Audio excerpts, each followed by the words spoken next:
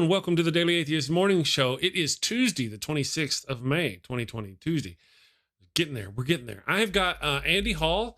You know Andy Hall from Laughing in Disbelief over at Pathos, the blog. He is with me this morning. Again, they finally let him out of the clink. Well, it wasn't really the clink. It was the corn clink. And yes, indeed. And we've got Ian Harris, stand-up comedian, very funny guy. I don't know if you guys saw the links I posted. Good morning, Ian. Good morning. Thanks for having me. Man, it's so great to have both of you back. You know, Andy, we missed him last week because, you know, I thought they were going to throw away the key. He had the cooties or something. I don't know. You want to tell us about that? Well, you know, I was at work for 24 hours, like for a full week, whatever a full week means. I guess it means 7 days, 24 hours each day, over and over and over and over and over. Well, you kind of get the impression. And so, yeah, I have a lot of stories, but they're not, I can't tell a lot of them because of confidentiality, because I work with people who have disabilities. Okay. Maybe in like 10 years where people are going to, well, I'll be older and wiser and I won't be working for the same company. I'll be able to use some different names for the stories and tell you about them. I will say that I got tested for coronavirus. I am negative, but they lost my results the first time. Okay. And so I had to get tested a second time, which was a lot of fun.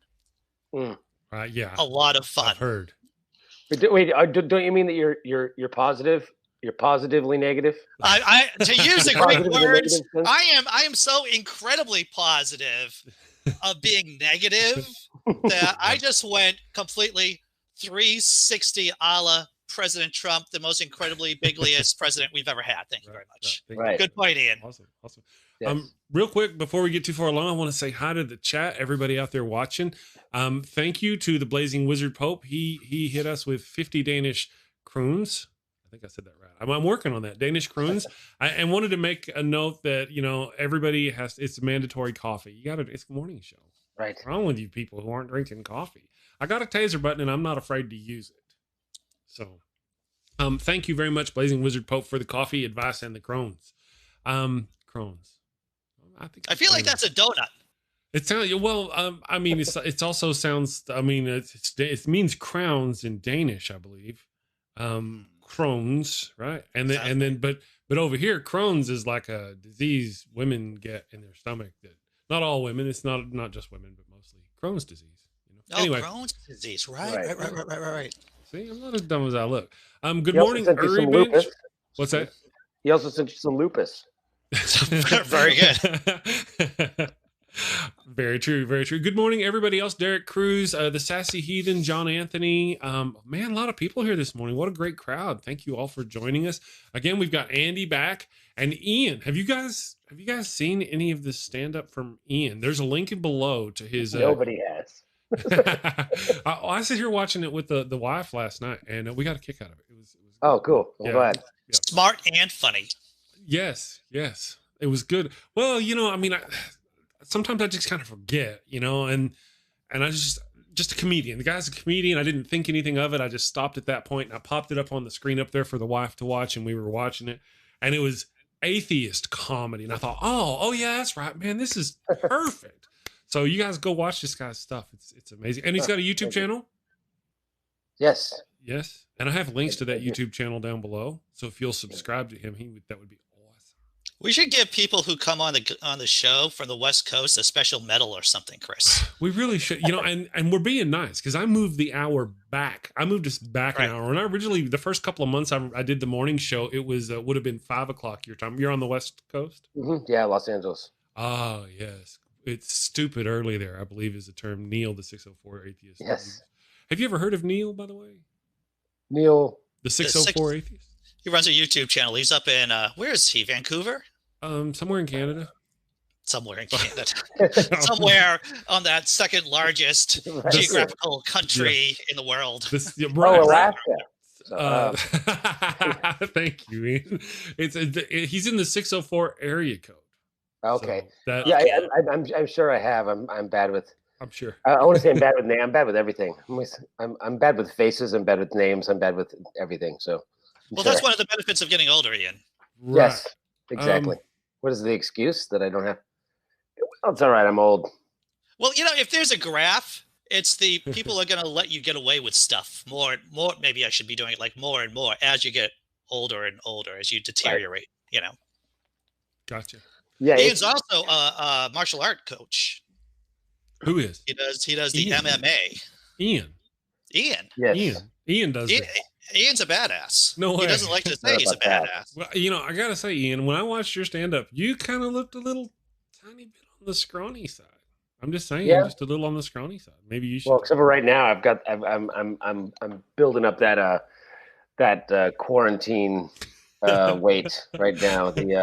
The sit on my ass for 8 hours a day and don't do anything. Extra pounds are adding on. My gym has been closed it's going to be closed for another few months, but my gym has been closed for 3 months now. So I am, I'm hoping that it survives, but also I've been able to do anything. So yeah, I'm starting to look a little less scrawny, but yeah, I'm a little scrawny. Oh, I actually made a post the other day saying that this quarantine weight I've put on is really kind of hurting my OnlyFans subscription rate. I don't know if you know what that is. Are you familiar with that? The what? The OnlyFans. Oh, the OnlyFans. What is that? Is that about porn? Is that a porn thing? Yeah. If you're like a streamer and you do a gaming stream or something, but you've got fans, only your fans can access this. Only paying people can access this. No, so it's like a Patreon kind of thing. Yeah, but with titties. It's porn. I'm gonna show my man boobies. What they should call it is Porntreon. I love that. That's wonderful. That's very good. Lots of photographs of me and my manties. That's my man pants. I was just telling my girlfriend the other day, we were just hanging around, and I was feeling myself. And I can tell I've lost weight because my titties have gotten smaller. Okay, yeah. The Blazing Wizard Pope said that, and this is some math stuff. It is a double inverse bell curve. You start as a baby, allowed to do anything, remembering nothing, and then you grow up and lose your freedom and go old and get it back. Yeah. So now that's the inverse bell curve. I'm working on the other side of that bell curve. It's funny, actually. If you like comedy, there's it's no longer on Netflix, but it was on Netflix for a couple of years. But actually, I've directed a few comedy specials, and one of my favorite ones that I did was a comedian named Dwayne Perkins, and it was on Netflix for a couple of years. Now I think it's on Stars, if you have Stars, or you can find it on streaming. But it's called Dwayne Perkins Take Note. But he actually does a bit about that, about how where you start out and you're a kid and you can do anything, you can be creepy. Because then you get and then you go through a point where you're just inappropriate, and then you eventually, when you get to a point where you get to be. I think we might have Ian might have frozen. Oh no! No, you're back. I think you froze the punchline too. Ah, it's okay. That's okay. Anyway, Dwayne Perkins talks about the levels of creepiness. How you can be creepy as a little kid because everyone forgives it, and then when you get older, it's like, oh, he's just an old man. It's okay. You can. But he does. It's a very funny bit, but it just reminded me of that, the bell curve of creepiness. That's right. I'm working my way back into where it's okay to be creepy because I'm getting older. Yes. Yeah. One of my goals is to avoid creepiness as much as humanly possible. You're not succeeding as much as you probably think you are. Well, I'm an underachiever, Chris. That's the thing. I'm an underachiever, and so I don't really expect to do very well at this. But I am making a game effort. At least that's what I'll tell the judge someday. And just so you know, one of the ways to not avoid creepiness is to lean in and go, I'm trying to avoid creepiness. Exactly. That's what's winning right there. If I could just do it like this, maybe to just like amp up the level up. Right, exactly. I just want to avoid creepiness. Why is that so wrong? Right. Show's tit. Leave it to Andy. I just want to point out the first time we talked about masturbation on my show was thanks to Andy. Oh, right. We were talking about hand washing and how this looks, Yeah. So if it deals with body parts and awkwardness. Yeah. I got I'll say that years ago, I always find this kind of interesting. I thought, man, just talking about hand washing and porn. And he froze up. What's amazing is I think the best way we can get Ian to freeze is for him to talk. Tell us a joke, Ian. That's right. But no, I had come to LA. I was living in San Francisco. This is many years ago. and I was hanging out with a friend, and he had to go get his hair cut back when you were allowed to do that. And he went into a salon to get his hair cut, and I asked the person, I said, "Can you do you have a place I can wash my hands?" Because I had to go out and I used the payphone. This is back before the cell phones. So I used the payphone. It was really gross. I said, "Do you have a place to wash my hands?" And the lady said, "Oh, just come over to the hair washing sink." But the hair washing sink doesn't have an actual, you have to hold the faucet, right? Because you do the, so I'm like, well, how do I do this? And she goes, just bring your hands over here. And she washed my hands for me. Wow. And it was very strange to have somebody wash your hands. I was like, you guys could probably charge for this. You could probably just charge someone to come in and just, oh, that lady's going to wash your hands. But it was the weirdest experience to stand there and just have somebody lather your hands and rinse your hands. I was like, oh, this is kind of cool. This is a service I'd pay for. Yeah. Wow. Sounds somebody needs to start erotic. that. Yes. I think there could be a whole YouTube channel dedicated to people washing other people's hands. Yeah, you know, it would be OnlyFans. Right. I could add it to my OnlyFans or my yoga pant try-on video. There you go. Oh. So the gym's been closed for 3 months, brother. Any idea when it might be open? I mean, what are the rules going on in California? I hear that the levels of COVID are increasing. The incidences of COVID are increasing over there. Well, I've heard that it's actually we're on the flat. Okay. Have been for a while. It's hard to.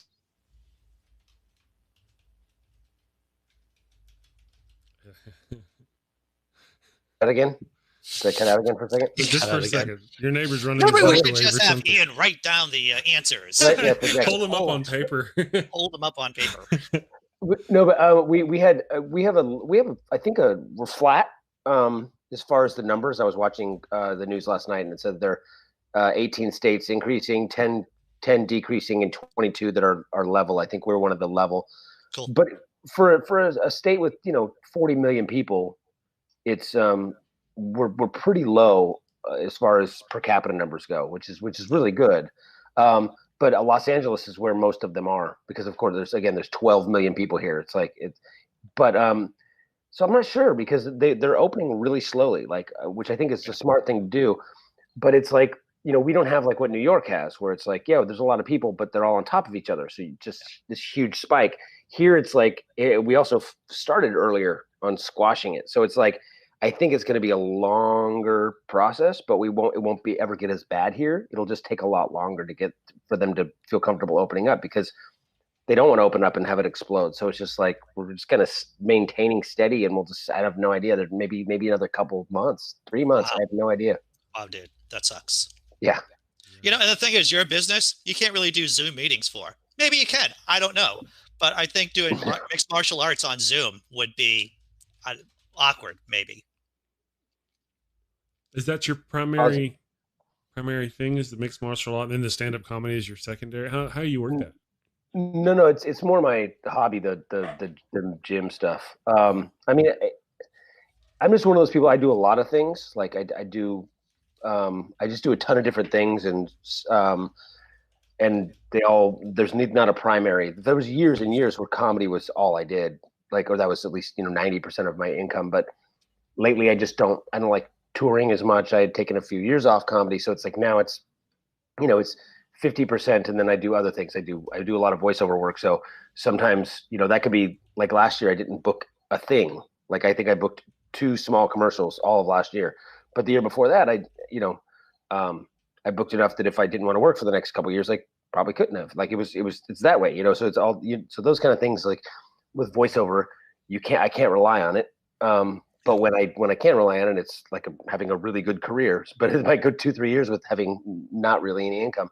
And then the gym is kind of it's not really about income, but it's a hobby that provides a little bit of income, a little bit of steady income. I have a couple partners, and then also when I have people fighting, I get a percentage of their purse. So if I have somebody, depending on how many people I have at the higher levels, making more money versus at the lower levels making no money, so it's more of just a labor of love. But I also don't want to, we've been paying rent for 3 months, and no income, so Yeah, it's tough, but I mean, I'm kind of like, there's a lot of people asking, oh, well, can you come back? I see all my friends and other people, other gyms posting like, hey, if you could do jujitsu tomorrow, would you? And I'm like, that's just irresponsible. I mean, it is the closest contact you can get. I mean, you're Yeah. constantly spitting and bleeding and sweating Oh, all yeah. over each other. Like, I mean, Yeah, there are other forms of martial arts, I imagine, from my limited knowledge, that you could practice or teach from a distance. But jujitsu is one of those things that, from what I understand, you are always grappling with the other person. yeah, and even something like kickboxing. Like I have a friend who runs a kickboxing gym, and he's always like, "No, we can make it work." And I'm like, even if you're hitting pads, like you're hitting focus mitts or tie pads, there's sweat and there's flying off and there's spit Yeah. and and you're still 2 feet from each other. I mean, there's so even if you're not wrestling, it's still a lot of bodily fluids and air and all the stuff just out everywhere. It's like, and then you're in a closed space if you're in a gym. So it's like, I just, I think a lot of people will be fine coming back. I don't think it's going to be as bad as they think as far as people not wanting to go out, like getting institutionalized. And we've been locked down for 6 months. We don't want to go out anymore, or I'm afraid to do. There might be a handful of people that are afraid to do jujitsu after this.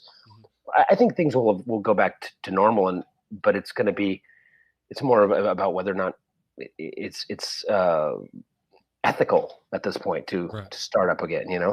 Of course. Yeah. Well, there are quite a few people that I've talked to who, or at least that Andy has introduced me to, who are comedians. Has this change made you rethink comedy? I mean, a lot of people are moving to the internet, doing Zoom comedy, all kinds of stuff on the internet. Is that an option for you going forward? Yeah, I mean, I don't know a single comic that likes the Zoom thing or that likes online, because comedy you need an audience. You need to be able to have people react. I mean, if you're doing performance art and it doesn't really require, and that's not to say that like most comedians I know actually care about the audience, in the sense that I don't know a lot of insult comics. I don't know a lot of people who go up and like and riff with the audience a lot. Most comics don't want the audience to talk, but you want the energy that builds your energy, and that also people just think you're funnier. I mean, if you are, when they're laughing, people will laugh a lot harder and a lot easier when there's a group of people and you're all crammed together. It's just whatever the psychology is. Even if you're in a comedy club, like there's nothing that annoys comics more than if you've got a 300 seat room and there's 50 people there and they don't seat them and they let people sit wherever they want, because 2 will sit in the back, 2 will sit over here, 4 will sit over here, and you can have 50 people spread out and nobody's laughing. The dynamics don't work. The acoustics don't work, because you need to have people in an area where they feel comfortable, because everyone else is laughing. If you feel like you're the only one laughing and you're sitting by yourself, you don't laugh. There's just something about it. You don't go, lose it by yourself in a corner. It just doesn't work. So I find like, even in a crowd of 50 people, you're like, oh, this kind of sucks. I'm not getting and then people walk away going, yeah, that guy wasn't very funny. Whereas that is exact same jokes in a crowd with 300 people in a small room, low ceilings, dark, whatever. They'd walk away going, "No, that person was the funniest person I've ever seen." Same exact jokes. So I find like online, where there's no one there, we're watching on a computer, you're like, "Oh, that guy's cool. Let me go do the dishes and let me come back." Like you're not really paying attention. So I don't know. I think for me, I like I said, I don't do it 100% of my time. I don't like going on stage all the time. I don't tour, 50 weeks out of the year or anything anymore.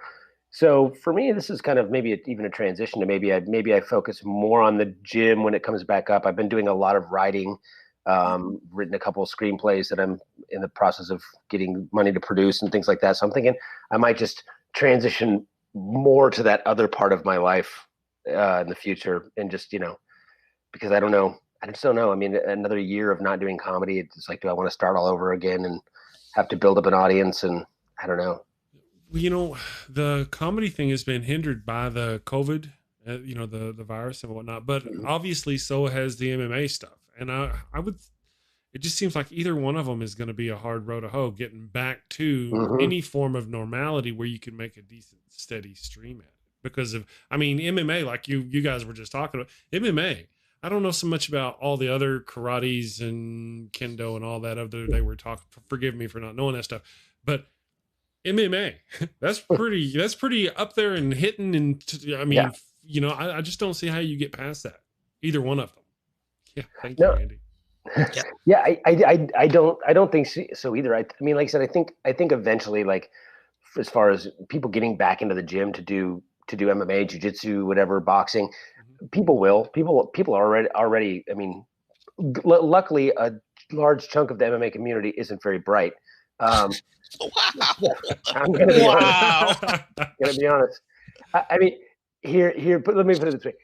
On one hand, I used to tell everybody who didn't understand MMA, I'd say, you know, for the most part, people think of MMA as the Brock Lesnar's or these like, you know, or they think it's fake wrestling, or they think of like meathead jocks who are like, kick your ass.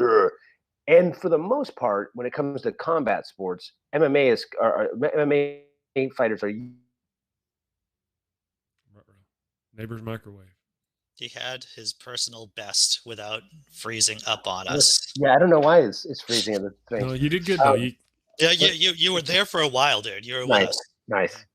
But I'm just saying, like, as far as MMA it goes, it's like I used to say that we were the more intellectual of the combat sports, because you had a lot of people that were like nerds that started doing jiu-jitsu, they started doing other things, and then it became this, like, they started fighting.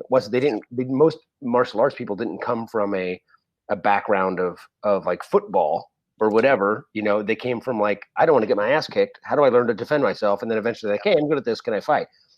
But in the last few years, we've gotten a couple things that I've noticed. Like, well, first off, we got a lot of wrestlers, like high school and college wrestlers, which a lot of them fit into that jockey meathead kind of a thing. But then also we have this weird overlapping of conspiracy theorists. And I think it's with the jiu-jitsu world. I think it's a lot of guys that are smarter than maybe your average, but not really critical thinkers. Yeah. You know, that type that questions everything, but then doesn't know when to stop. Right. They question everything, but they ask the wrong questions, and they don't know what to do with the data once they get the answers. And they don't apply that same skepticism to things like conspiracy theories and crazy. They apply it to real stuff, but they don't, you know. Yeah. Right. Yeah. So I find there's a lot of that. And right now I'm noticing online that it's like every time I'm explaining to people science, or every time I'm explaining to people, you know, no, 9 out of 10 epidemiologists say this. And the person that's posting like, well, here's a chiropractor who says that COVID's a hoax. It's always my MMA friends. Well, you know, chiropractors aren't really a thing. They're not real science. They're at the best that shitty engineer that failed out of school and tries to put things together, and they're not real doctors. No. You know. Yeah, it's frustrating to me because so many people that I had respect for recently, like on social media, I'm like, oh man, what YouTube rabbit hole have you been going down with the pandemics and all this kind of stuff? And every single time it's one of my MMA friends that I'm like, I didn't know you were this. And I don't want to say dumb necessarily, but whatever it is, I didn't know that you had this lack of critical thinking skills or whatever it is. But so it's been bugging me a lot. So my point is that they'll be back to train tomorrow if you let them, because they don't. Sure. Most of them are like, you know, every gym owner I know is like, this is stupid. We should be able to train again. And I'm like, everyone except for a couple. There's a few that are on my side, but I'm always in fights with all the community, because I'm like, no, maybe we should probably not open up right now. And they're just thinking about themselves. Well, I want to open up. I want to train. I'm losing money. I'm like, yeah, so am I. Yeah. But that doesn't mean that I think it's okay to endanger people. And they're like, oh, it's all BS. And I don't know. There's a lot of that going around, which is. Well, how you see the play depends on where you're sitting, right? So you're relatively comfortable, I would say. But if a dude is getting most of his income from a gym, and that gym is closed, and they may not be getting money from the government in terms of certain, you know, these small business loans or whatever, I could see how they would be panicking. And, you know, people get dumb.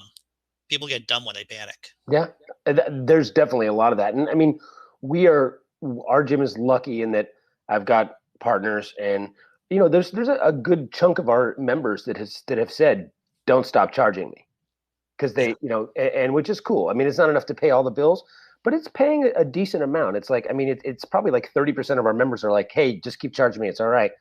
That's good. So it's a couple $1,000s a month or something like that are coming in. Yeah. And our landlord dropped the rent a little bit for us, like Good. cut it in like a third, 2/3, whatever. Well, that's a lot. That's a good amount. So I mean, so we're still having to come up with thousands of dollars of rent a month, but it's not quite offsetting, but it went from like, okay, we're going to lose all the money in the bank within 3 months to, okay, we could go 6 months to not be open and then open up and get back going.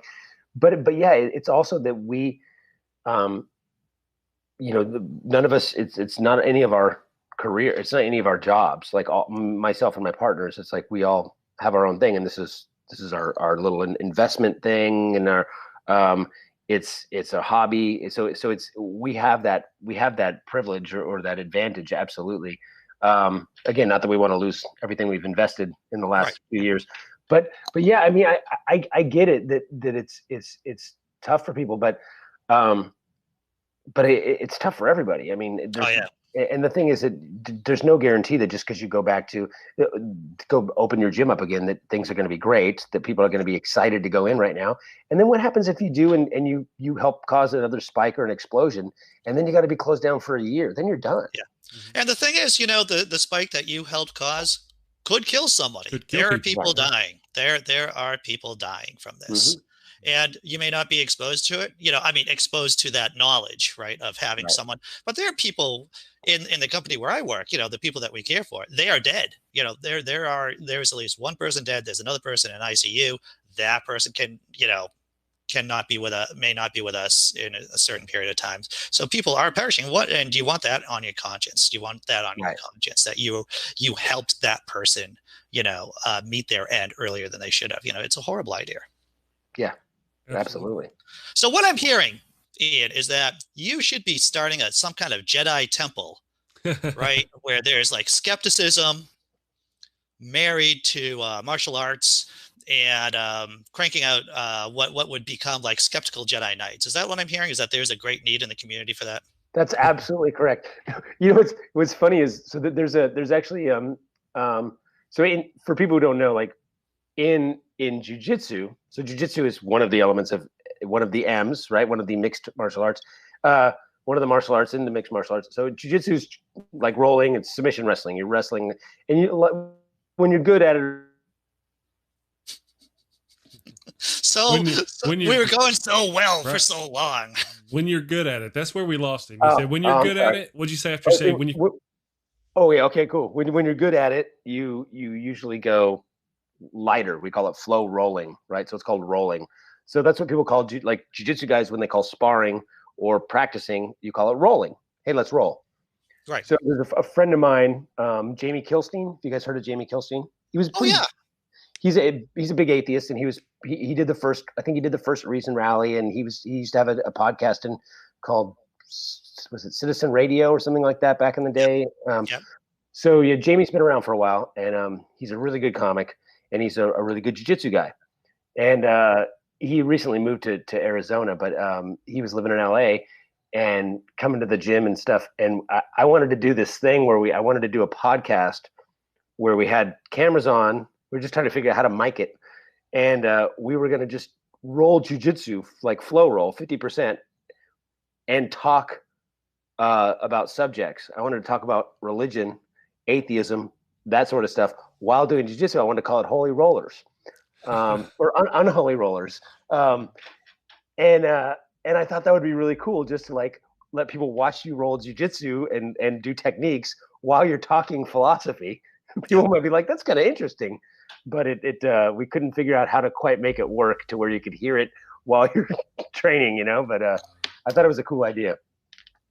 Yeah, I think true enough. You would get funding, my friend. You would get funding, Ian. People would pay you money to erect a Jedi temple. There you go. A skeptical Jedi temple. Right. People would donate money for that. It is funny though. I'm it's weird to me how, I mean, it's not weird, but I understand it, but it's still perplexing. People don't want answers. It's really weird how people want, like, have you ever met, I know I can name 30 people probably in my life that are this way. Those kind of people that want constant drama, where, it's like they would rather have the sympathy from other people telling them how bad their life is than to actually solve the problem, right? Like whatever it is, like, oh, I'm overworked and I have to work 7 days a week. And then your boss is going, no, we'll give you a vacation and we'll pay for it. And you're like, no, I just can't take a vacation. And then as soon as they turn around, they go, I never get a vacation. And you're like, what? That kind of weird. I need the drama always in my life. I find like that people there must be something like that with things like, like science and because people, you give them the answer. Well, here's what we've done. Here's what we've researched. And they still want the mystery. They still want, they're more interested in following the mystery or having it unexplained or having something that sounds fun and fuzzy, right? Like a god or whatever, rather than the actual answers. And I find that it's like, I've pitched TV shows. Yeah. And every time it's like, okay, but at the end, can we leave it at a mystery? It's like, no, the whole point is solving the mystery. And they're like, yeah, but that's not exciting for people. And it's true. Like every show that's ever had the answers doesn't last. Those ones will stay on. I would challenge that idea is that when you know more about science, right, even though there are definitely many questions that are closed, there's typically when you close a particular question, you have many more questions, right? So you close the door on one thing, but there's a whole bunch of other stuff that suddenly becomes like, I had no idea. Quantum gravity, I have no what that. I don't know what that is. No, does anyone know what that is? I don't know. Yeah. So there are all these other questions that are engendered by answers. I absolutely agree, but I think like as far as the and that's on a grander scale, but I'm thinking as far as like the smaller things, and when we're trying to decide whether there's, like on skeptics, if you talk about skepticism, if it was like a show where you're like, oh, is this ghost real? Yeah. Right. Every ghost show, they'll bring in Ben Radford or they'll bring in Joe Nickel or whatever. And they'll be like, no, it was cold because the window was open. Yeah. And they'll be like, okay, can you say that maybe it was cold because, or that they'll leave and then the next person will come in and go, sure, he says the window was open, but could also a window be open to another dimension? And you're like, no. That's great, dude. But it's like, it's just bizarre to me. It's like that we have to have that in our lives because the window open wasn't enough to know that there was a cold draft in here. Like, I get it. It's not exciting. It's not sexy or it's whatever. Right. But I just find that when every time, that's the other thing is it's considered negative. Every time someone at my gym is like, yeah, this, whatever it is, like COVID is, that they're actually paying people to pretend to be dead from COVID because and the cases, there's actually only 300 cases and they go whatever. And I go, well, no, here's the facts. Here's why that's not true. Yes, it does cost more money because if you're on a ventilator, blah, blah, blah. And if I give them like the reasons why and go, but that doesn't mean that they're faking cases. When someone says something crazy to me, I am always curious. I'm like, so how do you know that? It's always I like to ask these epistemological kind of questions. Right. And it's like, so how did you learn that? Yes. Where did you get that information? Mm-hmm. And it just, I'm just intrigued by insanity, to tell you the truth. Hey, before we get too far away, I'm sorry. No, I thought you were done, Ian. Andy, I'm sorry. Before we get too far away, Ian, somebody made a suggestion. The Blazing Wizard Pope made a suggestion about your unholy rollers, is to just dub it. Dub it afterwards. Just record the audio separately and synchronize it. Since you're rolling around, they won't notice anyway.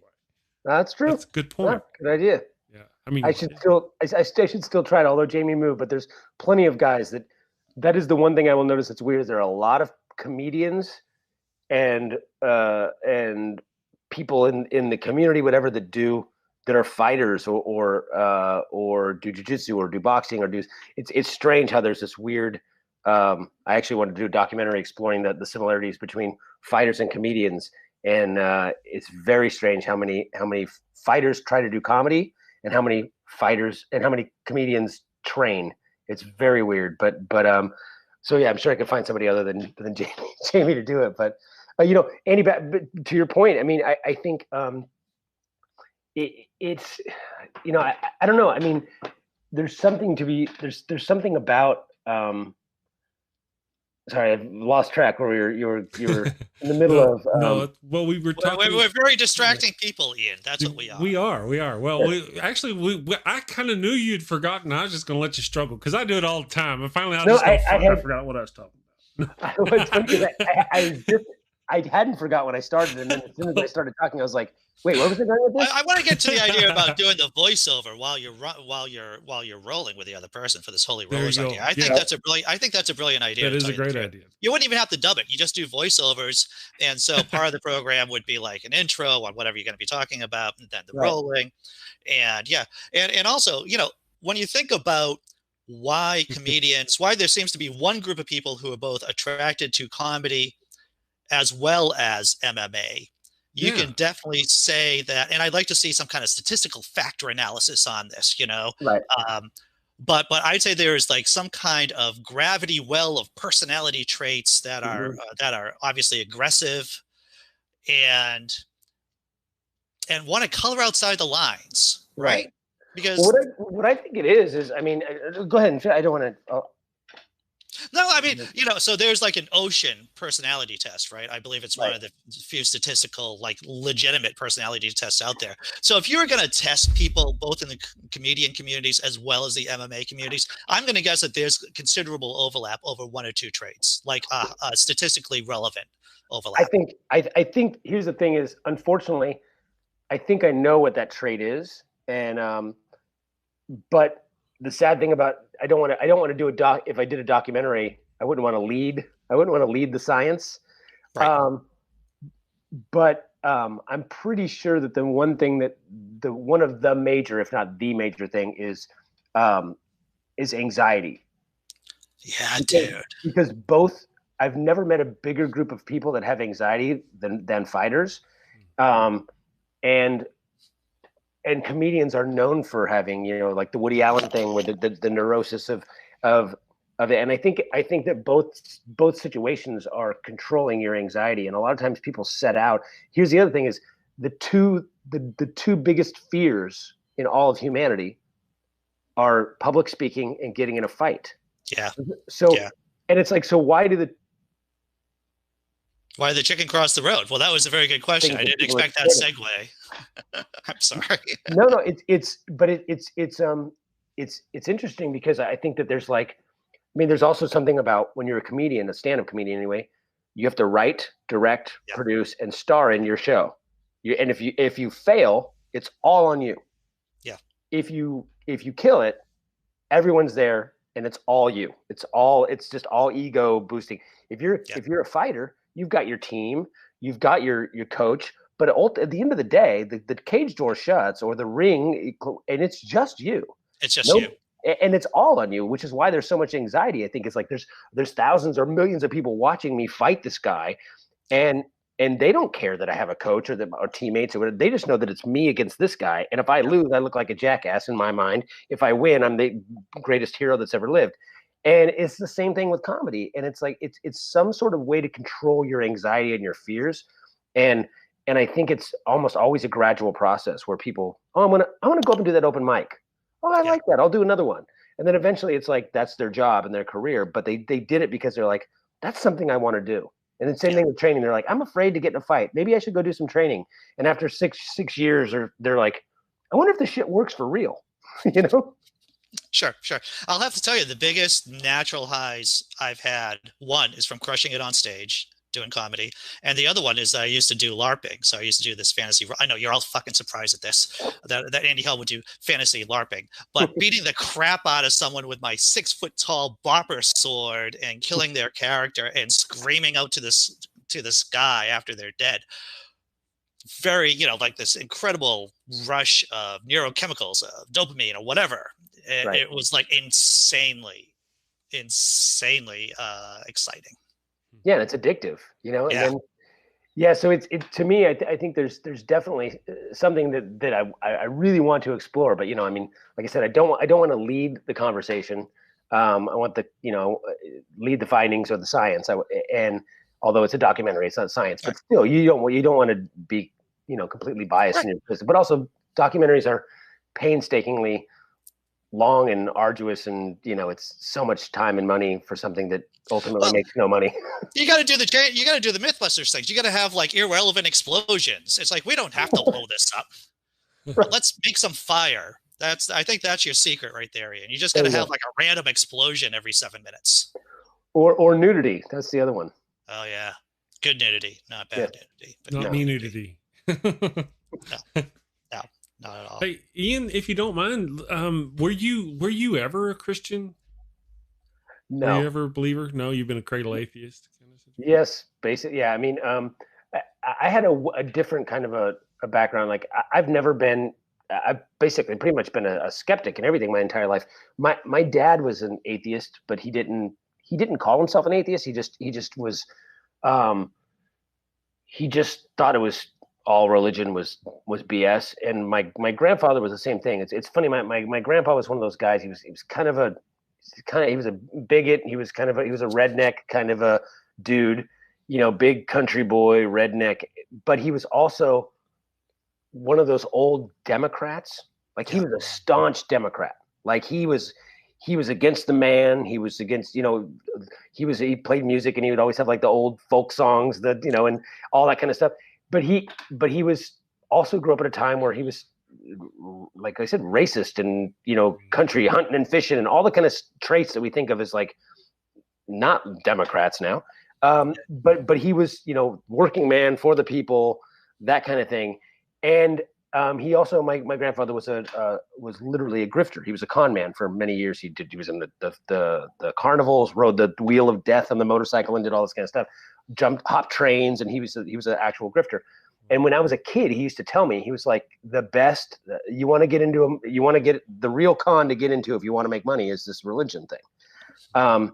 And he used to tell me that as a little kid, like, hey, if you want to make money, go become one of these preacher guys, because that's the greatest grift you could ever get. And so he was like always an atheist. And so was my dad, but they never had that term back then. It was just like, those people are crazy. And my mom was raised Catholic, but she had left. She felt the Roman Catholic, or I guess Irish Catholic, whatever, the church and all that it was just abusive, and she didn't like it. So she was a new ager. So my mom was like a psychic, and eventually became Hindu, but it's all that kind of new age fuzzy. I'm from Santa Cruz, so it's like, we could have lived on a compound, and it would have been like, hey, we're all gardening for each other. And, it was that kind of hippie, new age, 60s, 70s type of thing, which isn't really, it's spiritual, I guess, but I didn't buy into any of that.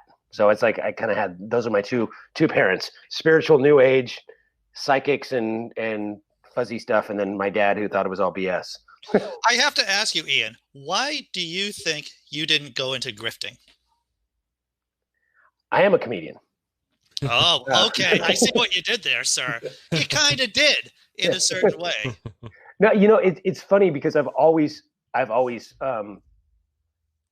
enjoyed doing like the little things. My grandfather showed me when I was a kid. Like when I was younger, I did some things. I think the problem, it's the same thing with my dad.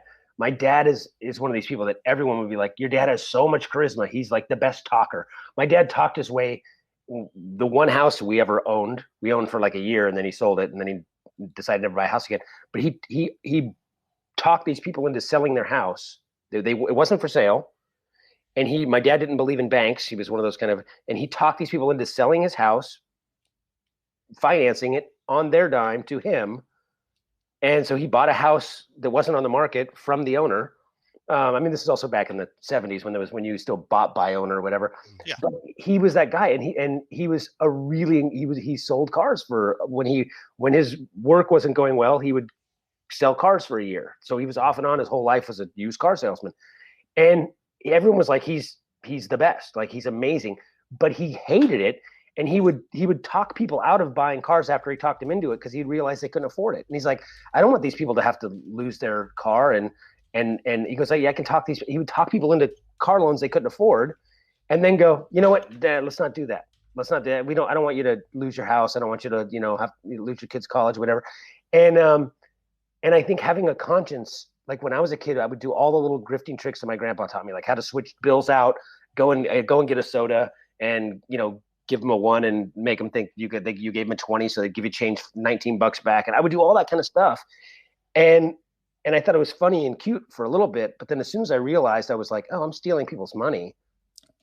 It was like, ooh, that's gross. I don't want to do that. Yeah. Now, here's another interesting question, and I think it's interesting because I just thought of it. So there's a little bit of narcissism there. You have a kid. Do you see any of those kind of deep, kind of grifting characteristics? Not the morality bending stuff, but more of the fast speak, the seeing the angles to a situation. Do you see any of that?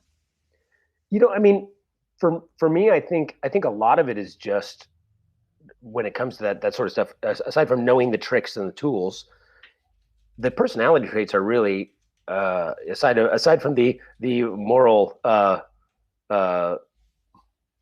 pliability, I guess. Pliability, indeed. But I think mostly it just comes down to logic and charisma. Like people who have a good personality and can really think things through and be a few steps ahead. And my daughter definitely has that. Like she has that same kind of. She overthinks everything. She argues about everything. She's hyper logical about things, and she's really funny and charismatic. And I'm like, yeah, but she's also not.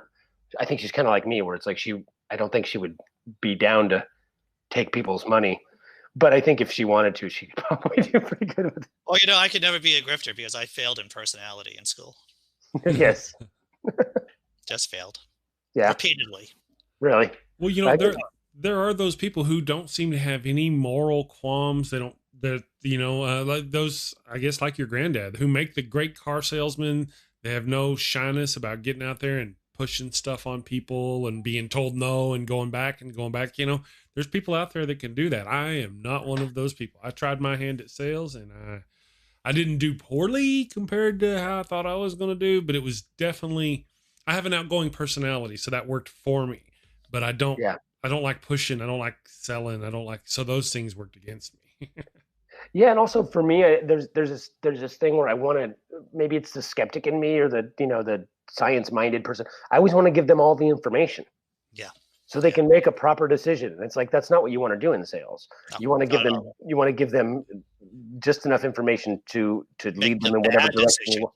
Right. Exactly. And I'm always like, or there's this other option, like, and figuring whatever this would be the most logical way to go. And yeah, you can't do that obviously in sales. And I think, yeah, there has to be that moral flexibility, I guess, right? There has to be a little bit of that to be a salesperson. And I'm not to necessarily say that's wrong, but it's kind of funny. If you remember, do you guys remember this car company, Saturn? Oh yeah, I remember Saturn. Oh, yeah. I had a girlfriend who had a Saturn. Yeah, I actually had a Saturn for a while. The doors that don't dent. But do you remember this? If you remember Saturn's whole thing, which in itself is a grift, but it's their entire sales plan or whatever was it's made one way, it's cheap, or it's the price it is. Right, it's not super expensive. It's not a Mercedes. It's not a Hyundai, whatever a Hyundai or whatever that was the lower end at the time. Right. Not that they are anymore necessarily, but it was like, this is what we are. We're this range car. This is the price, and that was their thing. There's no haggling. We're not allowed to haggle. You're not allowed to haggle. It's one price, and that's the price. You come in, and if it says $10,000 on the window, it's $10,000. It's not going to be 9.5. It's not going to be 10.5. It's It is the price. That is the price. That is the price. See how I'm doing that? I'm filling in. I'm like. Did I go again? Yeah. We smoothed it out. Yeah. We covered for you, man. I can see you the whole time. That's the only thing. Yeah, if you see us just start talking over you and laughing at you, usually that's probably what's happened. Sweet. Like that right there, the finger, right? Yes. Not that finger, the other finger. Keep going. But I was just saying, it's funny because in a sense that is kind of that's another con game. Because what they're saying, because well, who's to say that's the fair price? Like Yeah. maybe it's better if this car is 10,000, if I can go in and negotiate it down to 9. Well, that's better for me. So for me to go, I'm being honest, and this is the one price. It's $10,000. Well, if it's a $9,000 car, you're not being honest. Yeah. It's like, no, Well, you're just being a jerk. That's what you're being. Well, to defend their position, if you will. Not that I would normally do that, but I don't like haggling with car salesmen. I don't like a guy talking me down and talking me up and getting all. I liked that approach with them for that purpose. I could go in there and go, I want that one. I don't care what that's the. Because I'm going to do that anyway. I'm just going to take the price they put on the sticker. I'm not a haggle down the salesperson. As a father, I have brought my kids to a flea market, and I would give them money, and I go, well, one, you don't pay full price, and you never tell them how much money you have, and be honest about it. So you're buying something that you want, you always cut down, I don't know, maybe 50%. Right. And then you see what they do, because most of the time they're marking it up like an insane amount, or they found this crap in the junkyard or on a sidewalk. And so they're just happy to get anything that they can from it. Yeah. Well, I think too, like I actually like both. I like both. I don't mind haggling and all that sort of stuff, but I think that when I went with the Saturn thing is I don't think it's a problem. I think it's a great idea. Yeah. But and I think it's awesome. I think like Chris, like, people wanted that. People want to be able to not have to. Yeah. Car dealerships are scary. You know how many people have asked me in my life, hey, would you come? I'm going to buy a new car. Would you come with me and help me out? I'm afraid of the salesperson. I don't want to get screwed or whatever. I needed somebody there. And because they don't like that. So it was a great concept.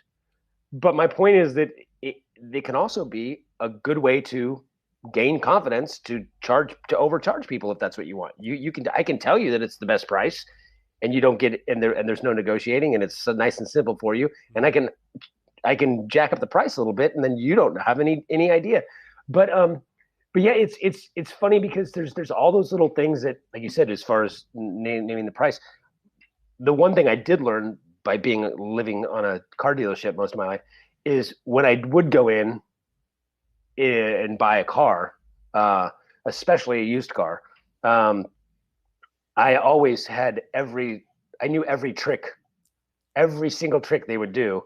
And, I'm going to go talk to the manager, and they go around the corner and usually smoke a cigarette and then come back and, and all these little things. And you never say a number. One time, I think it was with my sister, bought a car, and it was like 8 hours. And then she left, and after finally getting them down to the price below the price she wanted on this car, that was below and she was like, "No, I don't like you guys. You're an asshole," and she left. And then the guy called her like the next day and begged her to come down and buy it on the price that they said they would never sell it for. But it's that whole thing where it was like a couple hours where neither one would mention a number, and it was like writing it on a sleeve. If I gave you this, and they'd write it on a piece of paper and slide it over. And getting you to, it's like really this dumb psychology of whoever reads that number first loses. And it's hours of, how about I give you this much? And it's so silly, but it's like, that's scary for some people, I have one of the others that you want to go, Chris? Well, I just have a quick story about a car. So just after my wife and I got together, we went and we were looking for a car for her for work. And we ended up going to this Honda dealership, and we sit down with the guy, and we were exhausted. It'd been a long day. And I told the guy across the thing, I'm like, I know how this is going to go. You're going to go, I'm going to say no. You're going to go talk to your boss, and this is going to happen. We're just not ready tonight to buy a car, but we want to get everything right. So the guy goes away, and then he talks to his boss for a second, just as we predicted he would. And then he comes back and he sits down and he does the number thing. I don't remember whether he said it or showed it. And the wife goes, "We'll take it." Like, I just told this guy we're not buying this car tonight. I think anyone who's been in a committed relationship for any amount of time has had that situation, because I too have had that situation with a girlfriend. What's weird though is I know this has been probably a good maybe 15 years at least maybe it was before that, but I found out nowadays it's actually detrimental to the deal to have cash. Yes, that's what I've heard too. because I went years ago, we bought a new car, and my wife had wanted a specific car for a long time, and we had money, we saved up and whatever, and we're like, okay, cool, we're gonna get you that car. Yeah. And I remember going to a dealership, and I found the car. You found the car. See, that's a sign right there. Sign. See, that's a sign that we're talking, and the finger. Yes. Yes. So you went to the dealership and you found. Well, found the car that we wanted, and I thought we had a couple things going. One, that we had the cash to buy it outright, and two, this. Uh-oh. There's the pause finger. And There's two. the pause finger right there. And two. You know, And two. And two. I don't know why we're pausing. It's very strange. But it's called comedy, Ian. That's yes, why. It's exactly. about comedic timing. Yes. I don't know why I have to explain that to you, but let's continue. The rules of. Oh my God! You stalled him. Right on point, dude. Right on point. You stalled can't fake this. Stalled him just long enough for the next pause. This is better than any Zoom comedy bit you can get. This Right. is far better. All right. And two. Let's do it again. Two. Anyway, it's not even now super anticlimactic. The whole point is they had the one car we liked they had a manual. Oh yeah. I love manuals. I love to read the manuals. I had my ex-wife, right? While we were married, she's like, why don't you teach me how to drive a manual? It's like, well, I don't want to blow through my transmission teaching you how to shift a gear. That's why. And I don't. Yeah. Okay. Yeah. So Ian's back. Right. I actually personally, I like them. I wanted one, but it was like the only one on the lot because nobody used manual. So I thought, oh, cool. They got this manual transmission, and the guy was like, I don't care if you have cash. He actually, in fact, I had to lease the car. Yeah. To get like $9,000 off the special lease program, and then I had to wait 2 months and then go pay it off. Yeah, it's bullshit. He goes, lease the car, and then we'll give you this discount, and we'll give you this, and we'll get you to the. That sounds like a hell of a way to sell cars. Well, they make money in the financing, Chris. That's what it is. You know, so they have a low margin business, I believe, and so they make money in financing, from what I understand. Yeah. From leasing and everything. Yeah. Yeah, I think the banks give them the money, give them the discounts, so that they can get. And they get a kickback from the banks, basically. Yeah. For me, I always buy used cars, and the place that I go to, it's weird. The place that I go to, they literally do not haggle. I will be like, I have cash. Does that give me a different price? No, it's the same price for if you finance it. Really? Don't you guys make money off of the financing? It is the same price regardless of how you pay, sir. It's like, they're great places. I mean, I've had the same car for I'm driving around a 2007 Corolla with 260,000 miles on it. Wow. I bought it with like 30,000 miles on it. So I've gotten fair use out of the vehicle. Yeah. And Ian is back. That's right. For a while. I thought. Oh, he froze just as soon. Okay, all right. Now you're back. All right.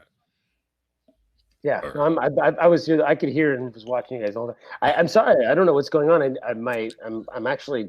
Yeah, Ian and I have done this a number of times on the variety of shows that I've done in the past, and we haven't had this kind of issue before. And we've been talking on this connection, so I don't know. Like I said, I'm wired in, so I don't know what the deal is. So. Yeah, it's not like your neighbor's microwave or anything. Well, you know what? We did the hour, man. So I'll let you go. I want to appreciate. Anything atheism? What's that? Is it not much atheism? Well, we talked about skepticism and how you should start a freaking skeptical Jedi temple. That's what we talked about, and that's the takeaway, my friend. We did, and I have, and I don't know if it'll work or not, Andy, but I have the new commercial that you created. We did a bit. I wrote a bit about I don't want to give away the bit, but I wrote a script. Chris did the voiceover, and a buddy of mine did the video work for it because I'm an idiot and I can only make crappy jokes, Ian. And so that's about it. So if you don't mind, I'll run it, and it'll a couple minutes long, and we'll see what folks think. I listened to it this morning. It sounds like the music is a little loud over the voice. I thought I'll get with Andy on that later and just complain. Here we go. Let's see if it's going to work. Sometimes it just don't work. I'm new to the. Do you love Jesus? Do you love America? Do you love yelling at strangers? If you answered yes, then there is a new version of the good book for you. The All Caps Bible. The All Caps Bible has everything from the sacred text you would expect. God creates the world in 6 days. Noah saves bunnies from the great flood. Jesus preaches God's message in the Sermon on the Mount. However, the All Caps Bible levels up the message by putting everything in all caps. That's right, you don't have to go to church to hear God's message yelled at you. This Bible will yell at you while you're reading it. Blessed are the poor in spirit, for theirs is the kingdom of heaven. Blessed are those who mourn, for they will be comforted. Blessed are the meek, for they will inherit the earth. Blessed are those who hunger and thirst for righteousness, for they will be filled. Blessed are the merciful, for they will be shown mercy. Christians love the All Caps Bible. Here are a few reviews. Mason in Dallas, Texas says, I don't feel guilty anymore yelling at the Starbucks barista. Karen in Oklahoma says, Jesus' message of forgiveness is better when you yell it. And Tommy in South Bend says, who knew the little drummer boy was such a jerk? Buy the All Caps Bible right now and get a loudspeaker so you too can spread the good news. You get everything for a low, low cost of $89.99. Because if we talked about Trump, it would go for hours. Hours. That's right. Hours. Yeah. We didn't really hit on the atheism too much, but then again, you were more focused on the MMA. But that's kind of where you're at now, right? And that's the place you're at. Yeah, I think it's funny because, it's not necessarily where I'm at, but I do find that every time when I do a lot of atheist podcasts or skeptic stuff, it always goes there. I think because it's different than what the shows are normally. People go, oh, that's interesting, and we end up going down that road because it's just something that probably doesn't really come up as much on atheist podcast or skeptic podcasts. It comes up a lot. And then when I'm on MMA podcasts or comedy podcasts, the atheism and skepticism stuff always pops up, which is kind of funny. Cool. Absolutely. Yes. Yeah. Well, yeah, we got lots of great comments about the commercials. We'd like to have you back if you get the time, and actually talk about atheism. Whatever you want, to tell you the truth. Or Trump, we don't care. It kind of mixes, we have varying topics that come along, Or we might even talk about comedy. Crazy that. I think this was great because we got to roll, rhetorically speaking, for an hour. and that was fun in and of itself. I had a great time. Right. No, it's cool. It was really fun. Excellent. Yeah. Neil, are you asking, do you think Neil might want to have you on his show? Okay. If you're available. Neil's a good guy. Yeah. Neil's good guy. Lots of hair. Sweet. Lots of hair. He's got a lot of the hair of the internet is Neil. Okay, nice. Yes. Yeah, absolutely. Hit me up. That'd be really fun. I mean, I definitely have nothing but time right now. And an odd sleep schedule, I'm sure. Yes, exactly. All right, guys, I'm going to go ahead and wrap it up. I want to thank you again, Andy, for showing up. Glad you're out of quarantine, finally. Me too. We will hopefully see you next Tuesday, maybe. Should. If you don't get locked away again. And I might. You're welcome to come back and hang out with us again. We'd love to have you. Love to be back. That'd be cool. All right, guys, I am off to save the world. Thank you, everybody. Andy, can you hang out just a second? Oh, yeah, dude, I'll hang. I'll see you, everybody, later. Thank you to everybody in the chat. You have a wonderful day and take care.